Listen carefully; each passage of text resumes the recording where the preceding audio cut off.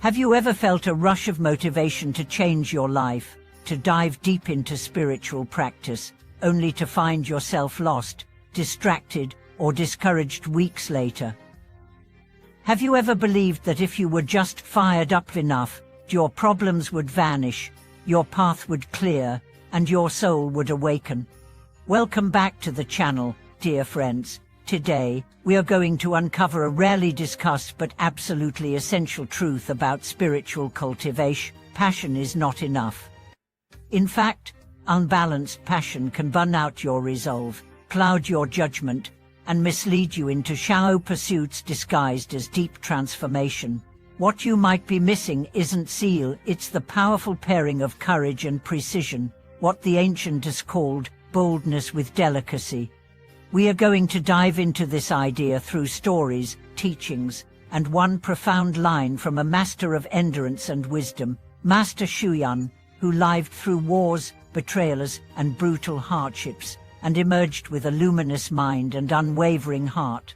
His words, "One must be bold in body, yet delicate in mind." In these 8 characters lies a complete blueprint for spiritual resilience. Let's begin by unpacking what it means to be bold. Courage on the spiritual path isn't recklessness. It isn't charging headfirst into 100 techniques, burning incense at every altar, or chanting until your voice is hoarse. Real boldness is facing the illusions that most people flee from. It's staring into the mirror of your own mind and confronting the truths you'd rather ignore. It's bold to admit you're still attached. It's bold to say, "I don't know." It's bold to remain still when your emotions scream for action. Master Shuyan didn't become a legend because he shouted louder or meditated longer. He became a beacon because he remained rooted in storms that would have uprooted lesser men. At one point in his life, he undertook a pilgrimage to Wutai Mountain, kneeling and prostrating every 3 steps for over 20 kilometers. Through mud, rain, and public ridicule, he persisted. Every bow wasn't just an act of devotion, it was a declaration. "I will not turn away from the discipline that reveals my nature." That is true spiritual boldness. But now we must turn to the other half of the equation, the delicacy of heart and mind. Where boldness pushes you into discomfort, delicacy guides how you walk through it. A truly refined spiritual practitioner isn't driven by brute force, but by subtle awareness. They notice when their breath grows sharp, when their tone grows harsh, when their mind slips into judgment, and they return gently, precisely, to the present. There is a reason why in martial arts, the most dangerous fighters are not the strongest, but the most controlled. In the same way, the most advanced cultivators are not those who do the most, but those who feel the most, who perceive each shift in their mind as clearly as a leaf falling in a silent forest. Let me give you a story. A young practitioner once asked a monk, "Why do I meditate every day and still feel irritable?" The monk replied, "When you sit, are you watching your thoughts or wrestling them?" The young man hesitated. "I try not to think." The monk smiled. "That is the problem. You're fighting waves instead of observing the ocean." To be delicate in mind means to observe without reacting, to feel without clinging, to think without being consumed. It is the art of inner precision, tracing each emotion to its root, each reaction to its source. Now you might be wondering, how do I develop both? The answer lies in integration. Each moment becomes your training ground. When you rise from sleep, do you rise with mindfulness or resentment? When you speak, do your words soften the room or harden it? When you make a mistake, do you defend yourself, or do you breathe and reflect? There's a tale told of a layman who decided to live as a monk for a month. He followed all the rules, woke up early, chanted it simply, but his family noticed he became more irritable, not less. "Why are you so angry if you're supposed to be peaceful?" But his daughter asked. He snapped back, "Because no one respects what I'm doing." That is the trap. Without inner delicacy, even devotion becomes a mask for ego.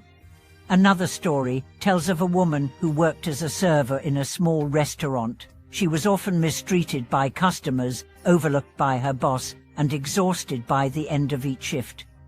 But one day, she decided that every plate she served would be a gesture of compassion, every word a practice in patience. In time, her workplace transformed not because others changed, but because her presence became a sanctuary. That's what happens when boldness meets delicacy. You stop trying to conquer your world and start transmuting it with grace. Master Xuyan's greatest achievements were not built in caves, but in crisis. When he was arrested and tortured during political unrest, he was beaten so severely that others thought he was dead.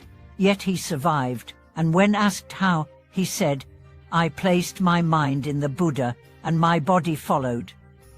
That is the depth of resilience born from inner clarity. And it's not just about enduring suffering, it's about transcending it. True practice doesn't end at survival.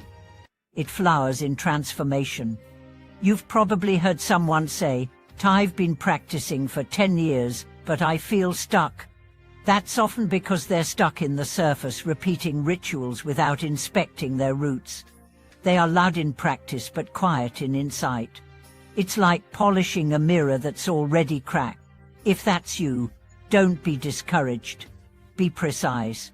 Ask, where am I practicing without presence? Where am I striving without surrender?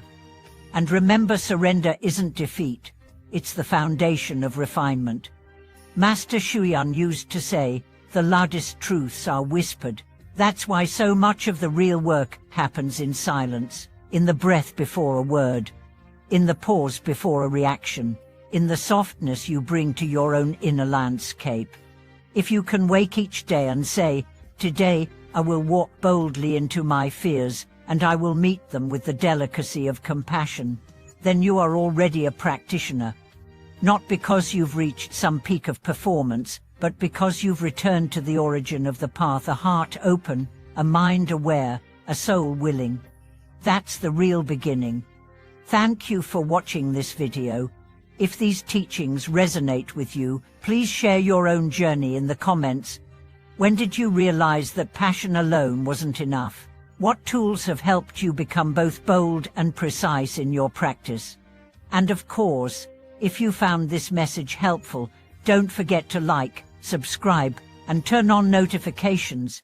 Let's keep walking together courageously and gently toward a more awakened life.